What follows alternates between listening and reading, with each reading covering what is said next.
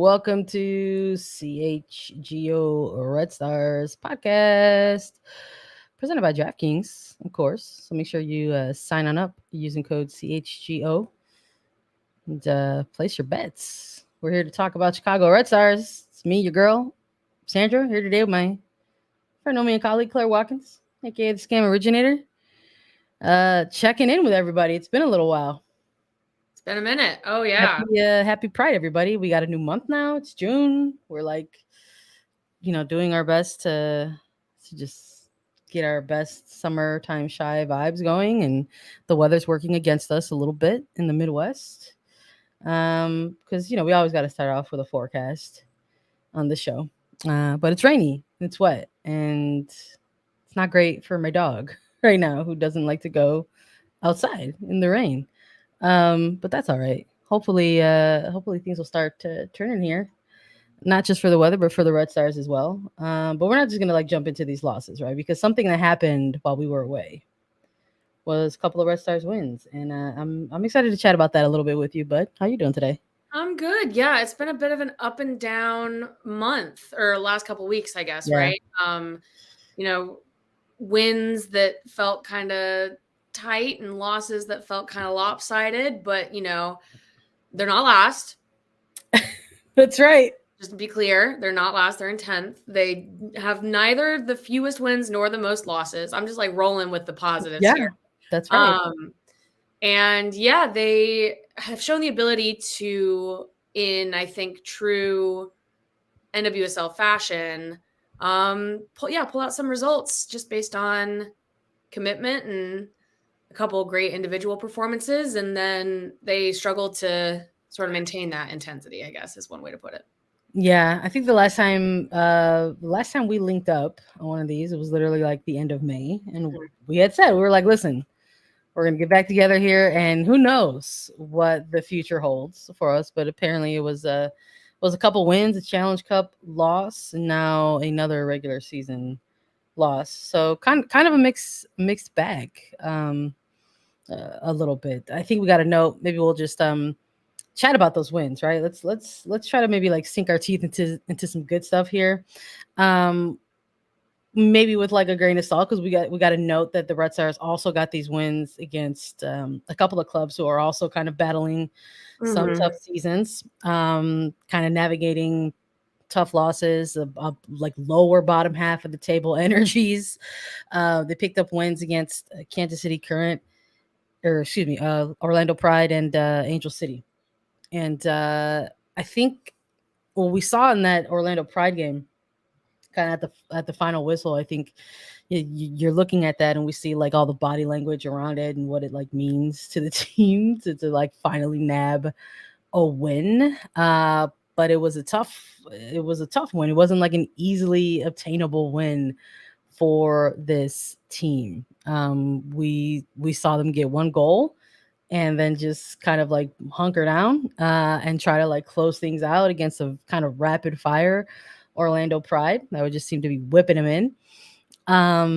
But you got to get a win where you can get them sometimes. I think if you're just trying for your mentals at this point as well, it's no secret that the Red Stars are kind of navigating and in the process of a historically bad season. And so you could just sort of see what it meant for them to kind of nab this win at home against a team at the time that was kind of riding a bit of a streak themselves, right? The Pride are trying to do something. Still are. It's kind of funny, right? The Pride are doing quite well, actually. Yeah. They had a rough start to the season and they've turned it around pretty significantly. And I think they would even say, right, based on the stats and based on the actual performances, that this particular game, certainly not their best, but not bad by any stretch of the imagination. Like Chicago, I think got the one chance and then their chances flatlined, right? I don't think they had any chances after that. While Orlando kept putting together good sequences and getting shots on goal and testing Alyssa Naeher, who hit obviously a very important milestone during that game. And so it's really odd, but you kind of do walk away from it and you're like, I might rather be the Orlando Pride right now than be the Chicago Red Stars, despite the positivity of the result. Though, like you said, the Red Stars are in a position right now, and I think we could probably talk about this a little bit more as we talk about sort of the last 2 weeks holistically, but the front office as of this moment has not made any major changes, right? We see the team get blown out. They've had games where they've given up 4 goals, given up 5 goals. They're not particularly competitive against the top of the table. The Challenge Cup at this point is pretty much a bust. I don't think they have a win in the Challenge Cup yet. And what we're seeing is just sort of a holding pattern, right? And we've talked about the reasons for that, but that does kind of mean, I think the message that does kind of send is like, get the lifts where you can, get, the good performance, to put the good performances together that you can, and then just sort of like make it through the season. And so I think this Orlando game is a good example of that, of does this signal like a sea change for the Red Stars? Probably not, even just based on the underlying stats. Was it an excellent showcase of one of their best players? Yes. And I think that we've talked about how that is like a good reason to show up every day if you're a Chicago Red Stars fan. And it's also just like, don't let the fact that this might not be a regular occurrence stop you from sort of celebrating those wins, because that's what gets you through a season, I think. Are we alluding to Casey Kruger in this point? We were talking about highlighting one of their best players this season. Let's drop names. I think Casey Kruger is the Red Stars MVP of the season thus far. We're halfway through. But I was just going to say, I think that was, it was an excellent Naeher game. That was just, and it's also, and I feel like that is also just nice too, because obviously even we had expressed some concern about maybe how Naeher was feeling in the early parts of this season, especially going into what is possibly her last World Cup. She's 35. And to see her again in a close game, and not one player can't solve all the, structural issues of how Chicago is playing sometimes, but to see that player who is about to go onto a much bigger stage have that great game. I actually think she's been quite good in the last couple of games, despite some of the score lines. And I think that again is just something to appreciate while it's happening. Yeah, I feel that. I think this was lights out game, right? I think like we hear so much about like goalkeepers who every once in a while like will have a game that just like comes to them, and it just sort of felt like this was that game for Naeher in terms of like the clearances and the saves that she was coming up with, and a record. I think the record for most saves, right, was on the line in this game, if I recall correctly. It's like I said, it's been a while, but just coming up with like those highlights and those like setting those milestones like in a game like this, and again just the body language from the team, and to sort of see like what that means from them. We get to see like the return, the gradual return of Shayna Matthews as well, kind of in these more recent games. She's been out with an ankle injury, and that's a player that they've been trying to work back a little bit into form, but it was a win, right? And it was one of those like moments where it's like, let's stop the bleeding a little bit. We've been talking about how there's just not a lot of regular sports business answers or solutions right now that are obtainable for the Chicago Red Stars in light of the franchise pursuing new ownership and a sale. But you wondered a little bit, at least I wondered a little bit, where it's like, okay, well, maybe this is just one of those things where it's like, it's going to be good for the mentals. Like the team is going to, feel like they're going to stop the bleeding for a second, and, just see what happens in the following week. I don't know if there was a moment there where I was like, yes, this is like going to be the catalyst and like turn things around kind of energy around this. It definitely was just one of those moments where it's like, close out the month, breathe a little bit, and just look ahead to June a little bit. Now, we can maybe also note that like out of that Orlando Pride game and even into this Angel City game that we could chat about as well, like, is this where like we can kind of point to these two games and say like, okay, so this is where the coaching staff may be committed to like an adjustment, like 4 in the back, versus a 3-back that kind of exposes a lot of space or doesn't have a lot of support and therefore gets exposed in those wide areas. Where I think these are the games that we could look at where we started to see like Chicago's saying, okay, we need to like have 4 in the back moving forward. I mean, I think we were looking for like something to look at in terms of like an adjustment from the coaching staff. And I don't know if it was this Orlando game specifically, but it just sort of feels like the result from this Orlando game has kind of made the coaching staff say, okay, well, we'll stick with this and see like how it continues to pan out. I think yes and no, right? Like I feel like they made an adjustment to a 4-2-3-1 a little bit ago. Again, like you said, it's been a while, so forgive me if I don't remember the exact game. I think what's actually kind of interesting is I think, I was just opining about how Chicago wasn't getting any chances. I shouldn't say many. They were not getting any chances after the initial goal. Great goal, though, by the way. And however, when you're talking about the defense, I think the thing that Chicago that is punishing Chicago, and this talk about their most recent game, which we will get to, it's not necessarily how many players they have in the back. Not necessarily that they have 4, they have 3. Certainly 4 is better than 3 in transitionary moments. Obviously, the idea of having the 2 6s, it seems like they have made the commitment to free Yuki Nagasato to push forward, which I think is the right call. I think you should live or die by that choice. Like, don't make Yuki play as the 6 anymore. It's where the defense sits on the field. So Chicago occasionally plays with this just incredibly aggressive high line. And so you still have the 4-back, but they're playing really high up the pitch whenever they're in possession. And so in an interesting way, I almost wonder if some of the lack of chances in this game indicated a defensive structure that was actually a little bit less leaky because they were pinned. And when you're pinned, and sometimes we've seen them get pinned and make mistakes, and we've seen them give up penalties, and that didn't happen in this game, right?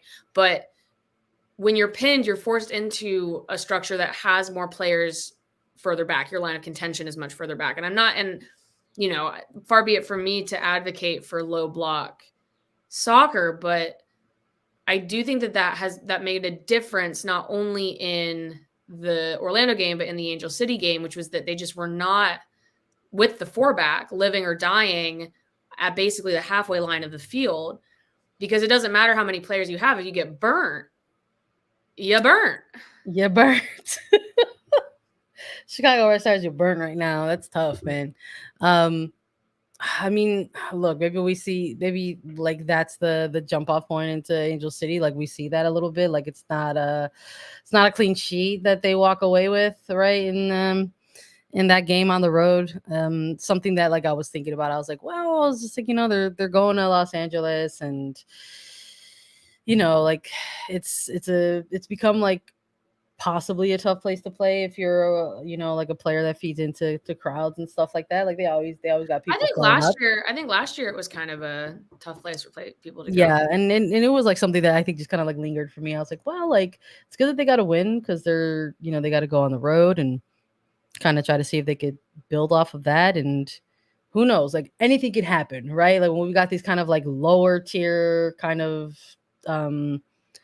teams that kind of go up against each other, it's like, well, what's really going to happen? Like who's going to get the better of it was on a Monday night. It was kind of like rescheduled. It was like kind of weird vibes. I actually loved that game, to be honest. Like it was really good. The thing is we all know, right? We want the best of the best. We want the hyper competitive. We want the big matchups. But sometimes in the NWSL, when it's 2 lower table teams, but they're like competitive because they're both kind of at the same level and they have some similar strengths or maybe some of the same weaknesses, it comes together to create like this, like what is going on kind of a soccer game.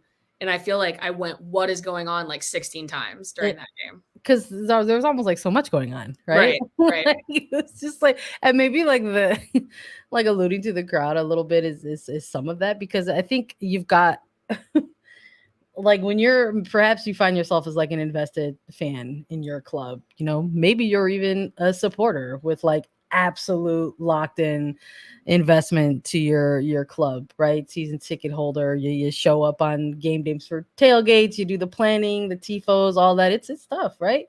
Um, and so maybe at this point in your season, if you're an Angel City fan, you're like, I need a win, dude. Like, give me a dub, you know? And you look at maybe these opportunities where you're like, all right, like here's another team that's kind of struggling a little bit. Like maybe this is where we find some opportunity, right? This is the game where, you know, we're at home, we could give something to the fans and vice versa.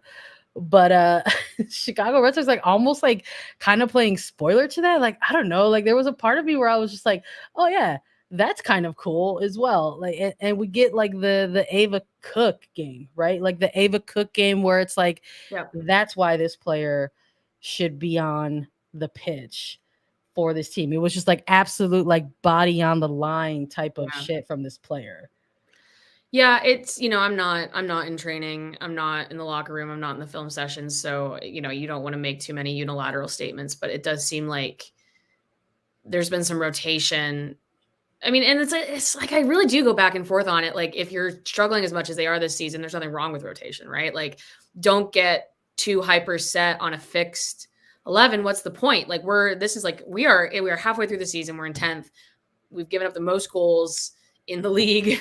This is like player evaluation stage at this point with expansion coming up, to be completely honest. Like I'm not trying to give up on anything. They're not going to, but that is part of the bigger process happening here, right? Especially if they're sticking with the same coaching staff, which it seems like they're going to. Yep. And so I'm okay with that section of rotation, but one of the strange things is I feel like Chicago has these players. I think Ali Schlegel was a good example earlier in the season where they won't play. They'll get their shot. They'll do really well. And then maybe get another start where they don't do quite as well. And then they're put back on the bench and another person comes up. And I'm like, I just feel like for some of these players, the lack of consistency doesn't allow them to sort of work through the roller coaster, right? Saw that with like Hawking. Hawking had an amazing game at the beginning of the season. They were sticking with her and then she got hurt. And so I think that like maybe that was the ultimate goal. They said, okay, we're sticking with Penelope Hawking. We're going to work on her development.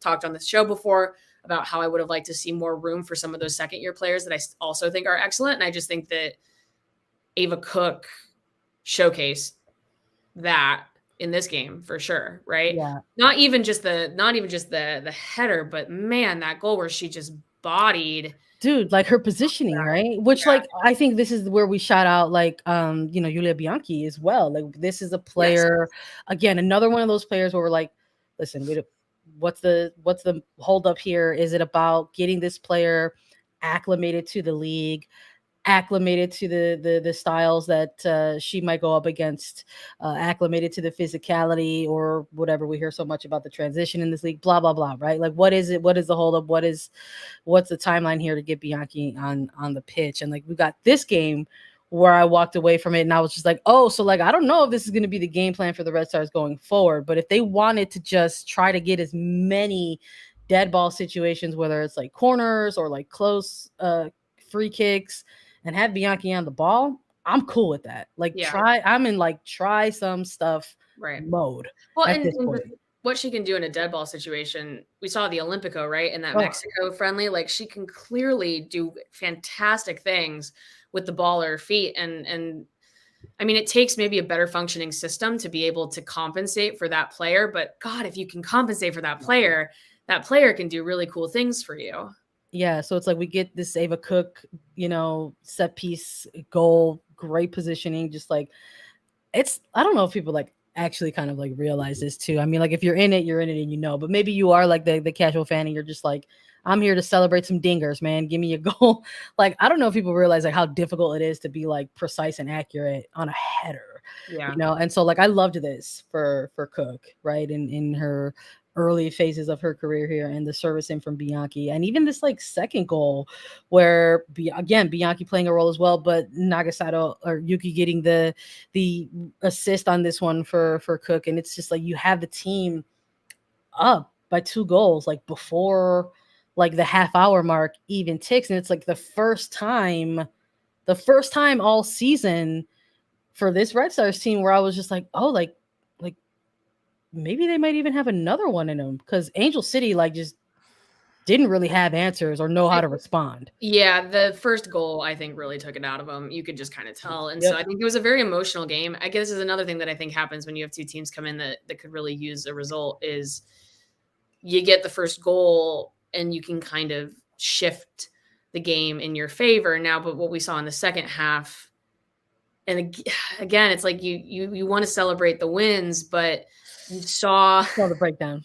You saw Chicago you saw Chicago really try to give the game back to Angel City, and then you saw Angel City unable to take it, Yeah. And ain't that just how some of these games with these teams that are still having some trouble figuring out their styles works, Yeah, look, part of Angel City's storyline setting into this game was we're similar. Like, what is there going to be a rotation? What is it going to look like? There's questions that are being asked of the coaching staff out there as well.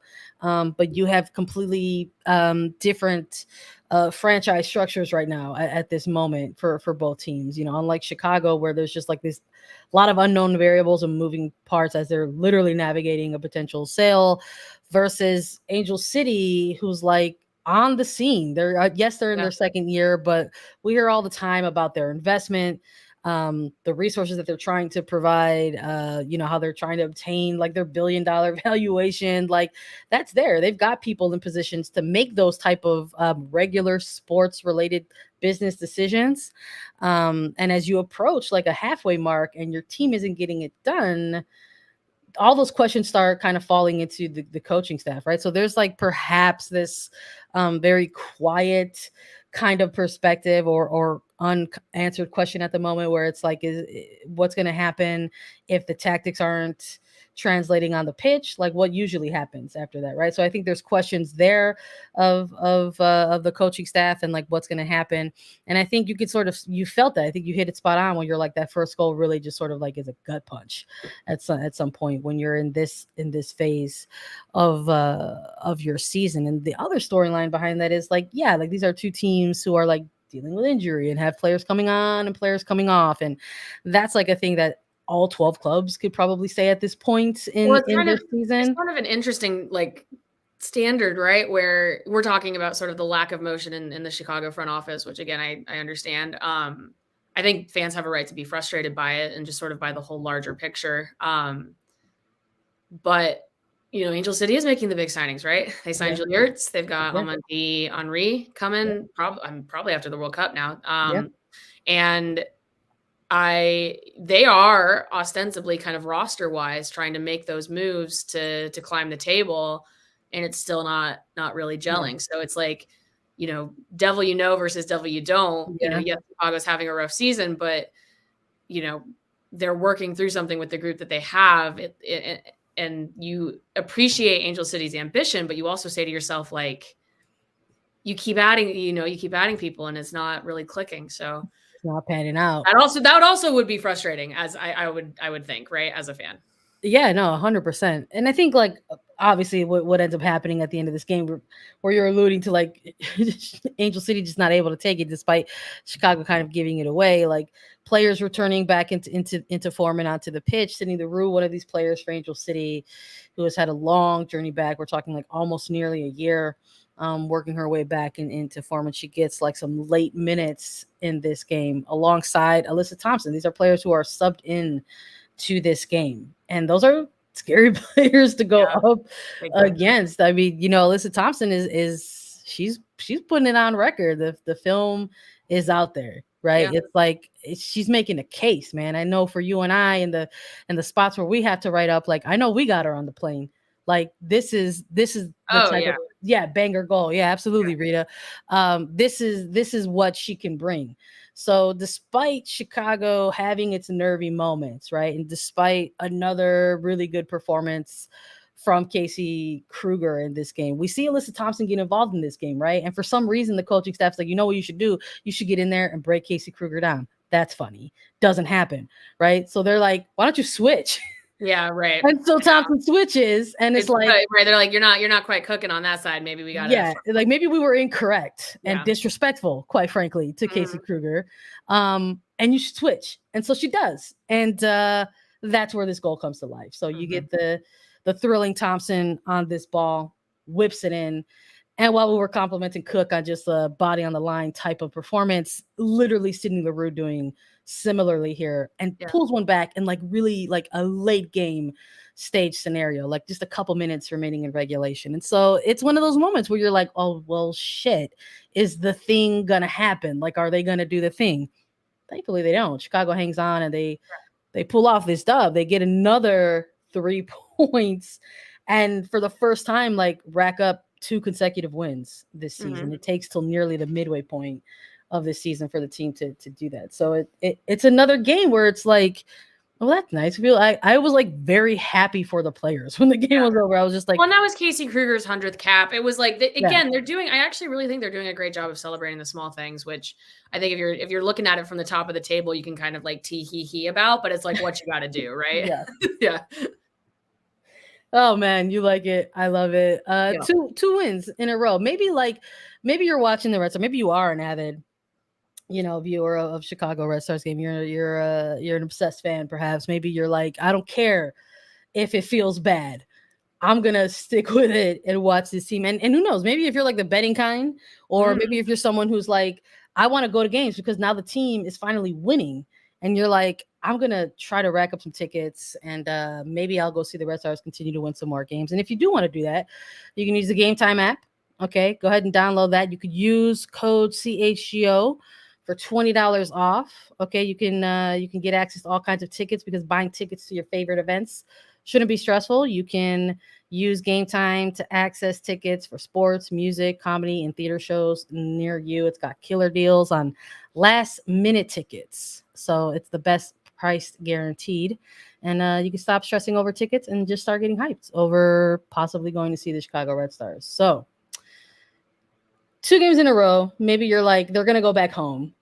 And maybe they're going to get a third one. Maybe they're going to go up against North Carolina Courage, a middle table team sitting in 6th right at the moment. They just kind of can't seem to get out of there, but they're staying steady. It's a playoff. It's a playoff spot, right? This is the game that officially, like, all 12 clubs, they tap in to the halfway point. It's week 11. You're like, this is where it starts, right? Like the season starts now for teams. If you're literally in the bottom half of that table, you're like, okay, we really got to kind of kick it into gear. And the Courage, man, I was thankful that I went to go catch this game live and in person, right? We're celebrating Pride. This was a Pride match for the Red Stars. The Courage haven't always, like, historically had a good road trip at Bridgeview when they go face Chicago. But, like, even though, like, I had that in the back of my mind, I'm like, man, these are just, like, 2 completely different teams going head to head with each other now. Like, this isn't like that, like, high kind of tense rivalry that used to exist between Red Stars and the Courage, like pre-pandemic. Like, here we are, 2023. It's just 2 different franchises in different phases of their existence. And I'm like, I mean, Courage have been doing all right. I've liked what I've seen from them. Watching them live, I have even more respect for kind of what they're putting together on the pitch. It was really great to kind of see Mira, like, live and in action. I really wanted to see that. Well, I think this is a player that's gone a little bit underrated, I think, in terms of, like, an offseason signing. But seeing it live, I'm like, okay, this totally makes sense as to why and how the Courage are able to just, like, keep the ball, retain the ball, just, like, hold it and, like, not let you do anything with it. And so while I was impressed by that, unfortunately, it also felt like I was watching a 5-hour long game because all of a sudden there were 5 goals that were scored in this game. Yeah. So happy Pride, everyone. That one was tough. It's a 5-0 loss. Yeah. So I have some questions. I have some questions about that for you who were there live and in person celebrating Pride. So like I said, we kind of hedged all of this, right? We hedged the 2 wins with knowing that this was coming. 5-0 loss to the North Carolina Courage. You're watching it in real time. Bro. Did it feel inevitable, or were you like, this didn't have to go this way? I'm legitimately asking. I'm like, I'm getting the vibe from in the stadium. Yeah, no, it did not have to go that way. Yeah. So I know like when you're probably going back and looking at a game, not even watching it, maybe you're just like going back and trying to run down the numbers. Like maybe you go, hop on a Google real quick and say, like, let me see some numbers out of this game and some stats. And you're like, what? Like they It's had pretty complete even, control right? of this game. But no, that's like the first half, I was like, man, like the first half ends 3-0. And even then I'm like, didn't have to be like this. And yet somehow it just kept getting worse. But look, Caroline cracks this thing open like pretty early on, like opening 10 minutes. But it's a tough goal for the Red Stars to give up, because literally like seconds before they had that breakthrough, but it's ruled offside. And it's a goal that doesn't stand for the Courage, and it causes a little bit of confusion as well, because I think while the Courage were celebrating, Chicago was still trying to see, like, did it count? Did it not count?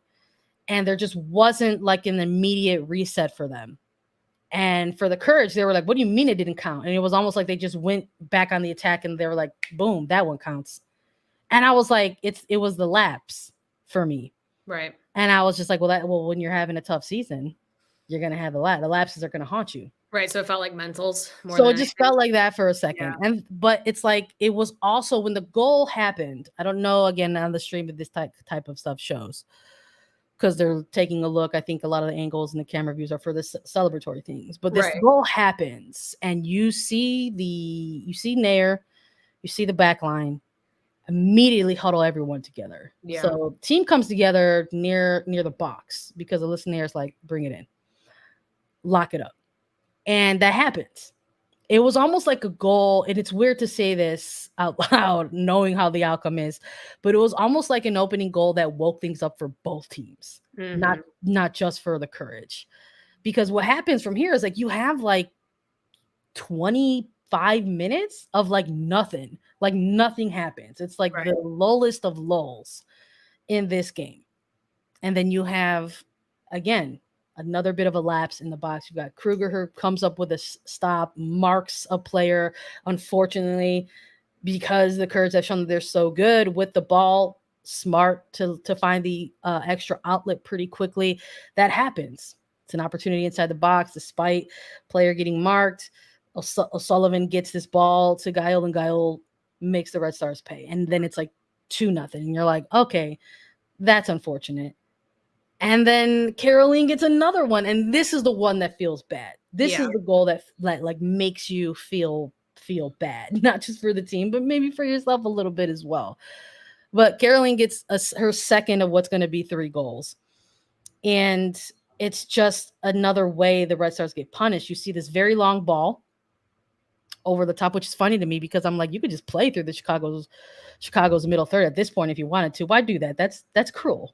Right. So they're just like, who cares? Let's just throw this lofty pass. And Caroline gets on the end of it and forces Tierna Davidson into a very difficult position. So much to the point where she misjudges her position and essentially takes Naeher out of the play. Out of the play, right. And so you get Caroline with the wide open net, and she executes. So now it's like you had 25-ish minutes of nothing. You almost kind of leveled and evened out the play. And yet in a 3-minute span, you're down 3-0 ahead of halftime.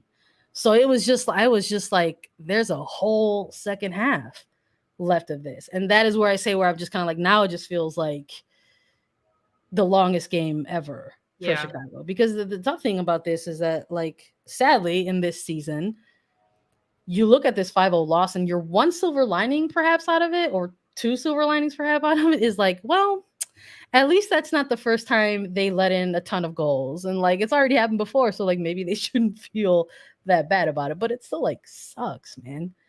I mean, that's kind of the flip side though, right? I mean, I think when we talk about this sort of being uncharted territory, I think that's sort of what we mean. I think like, it's just sort of, I don't know. It's tricky, right? Yeah. You get the injuries that Chicago's had, and obviously some of the roster attrition that they've had, but they've still got a talented squad. There's no reason why they should be giving. I think they've got 3 or 4 games where they've given up at least 4 goals. I think they've got like 7 where they've given up at least 3. 2 where they've given up 5. And that is the point where I'm like, it's complicated because I'm not sure Chicago's dealing with like a lost locker room situation, but it is more of a like, what can the locker room do? Yeah. And what is the locker room like trying to do? And I just am with, again, there's no general manager. You've got the board running the team, have no idea where they are in the length of a sale. But at some point, I do feel like maybe you take action, not really because you're like, oh, we need to go find the right person immediately and really change things, but just to say to the players, like, we're trying something here, and because Petroselli's not making changes, right? And a coach would make changes if the coach thought that the players were the problem, right? And so at some point you have to, I think, pick. You either have to really start rotating your squad, really start making some massive changes, give some of your veterans a rest, to be completely honest. Well, or you see, like, if even going with just like a completely different infrastructure for the rest of the season, right? We've got one team that still has an interim head coach, just shaking things up, right? And then the final thing that I don't know, genuinely don't know, is with everything that's gone on with the club, I know that player input is very much taken seriously. I don't know if the players want a change in the locker room, right? And so you just can't. It's that frustration though, where it just feels like you can't make soccer decisions until this gets taken care of. But they're playing a soccer season, so what are you supposed to do? It's the soccer of it all. No, I think it's all valid points that you bring up, all ones that I agree with, that you and I have talked about here together on the show, off mic, hanging out together. Like, it's just like it's a point, not even of contention. They're just like valid points in the season. And it's like, again, it was a tough result to watch for the Red Stars at home, but a good opportunity. Glad to go, because it's like you get to ask, right? Chat is media. Right. I mean, I asked Petroselli flat out. I was like, the footage is out of North Carolina Courage. We're at the halfway point. This is a team where if you're asked to define them, they like to keep the ball. Yeah. They like to retain it. They keep possession, and they try to build through that. So what did you work on in training? Like, what is the preparation when you know that already? It's there, and it's tough. Like, you could sort of gauge like the difficulties and sort of being like, in a post-game conference, and you're just kind of like sitting there where you're like, well, here we are again, despite having the information in front of you. I credit to him, in terms of trying to answer a question like that, and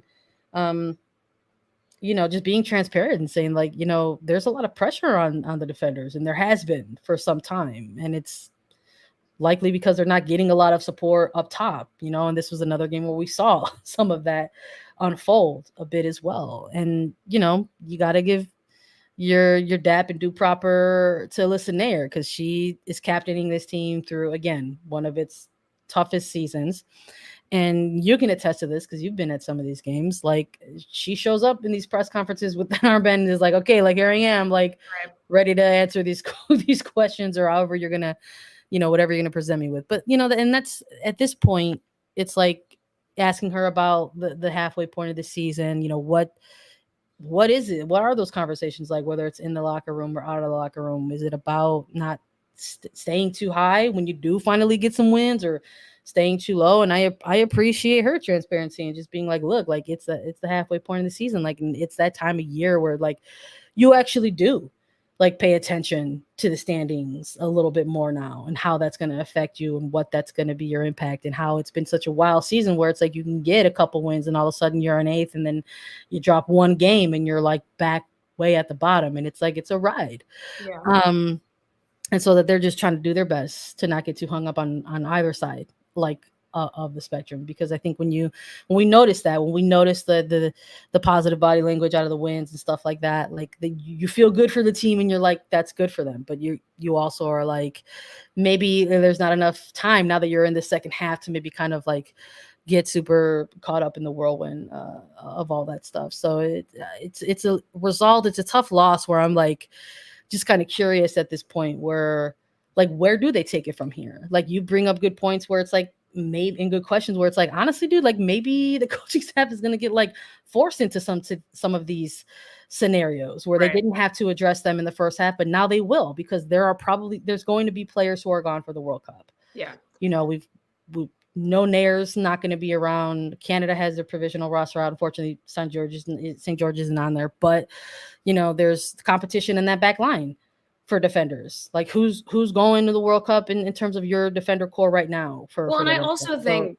Rito was asking in the chat, do you think at this point it's more a player issue or a coaching issue with the defensive problems? And I think I think the tricky thing is I think with Chicago, it's a complicated question because they did have, frankly, talent loss in the midfield. They had talent loss in the midfield, further exacerbated by Mallory Swanson going down. Mm-hmm. So when they talk about the defensive errors being about midfield pressure, you wouldn't say you had talent loss in the defense. I don't think anyone on the team would say that.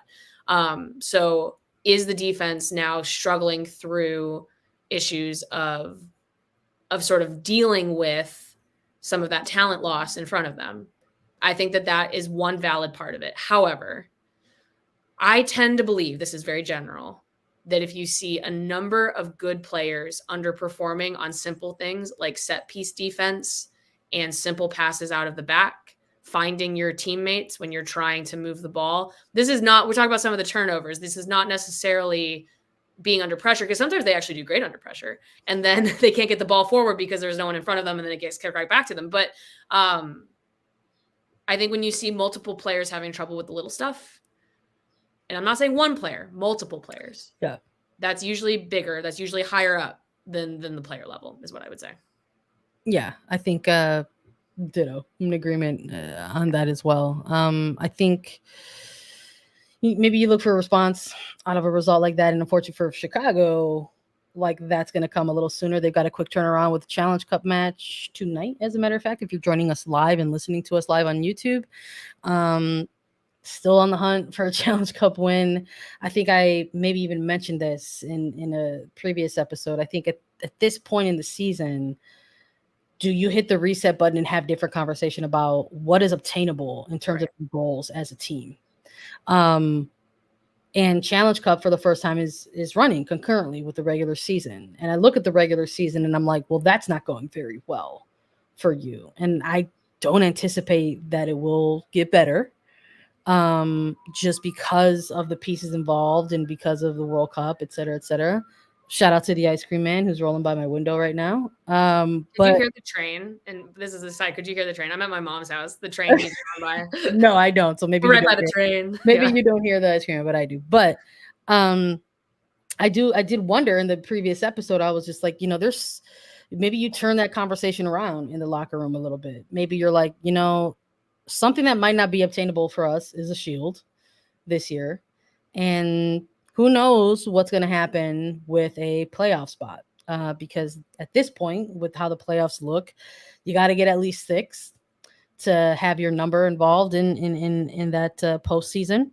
And how obtainable is that going to be for this team as they continue to sort of navigate things? But you've got Challenge Cup where you've got to win a certain amount of games, and maybe you advance to a semifinal. And there's not only is there a $1 million prize, it's going to be split up between semifinalists and finalists, but there's also a claim to a title there as well. So I'm just kind of like, maybe this is like built for a team that is trying to go out there and say, you know what, we can compete and we can win some stuff. And I look at a team like the Current, I look at a team like even Racing at this point as possible teams that can maybe kind of go out there and be like, all right, we're gonna claim this. I don't know if that's a conversation that's been had for Chicago amongst its coaching staff or amongst the players, but I wouldn't shy away from that.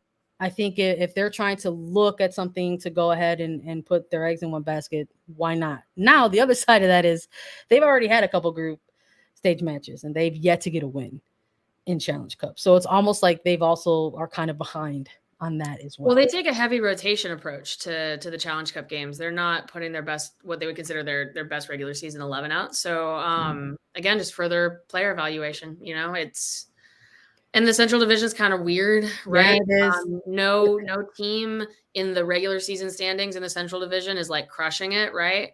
The Dash are doing the best, but even their basic quality has them where they are, which is not a bad place to be, but you just feel like they could do more, So yeah, I find the Central Division to be kind of interesting as well. But yeah, another game against the Current, who themselves, they're starting to get people back though, is I think. Yeah, I'll just be real, man. Yeah.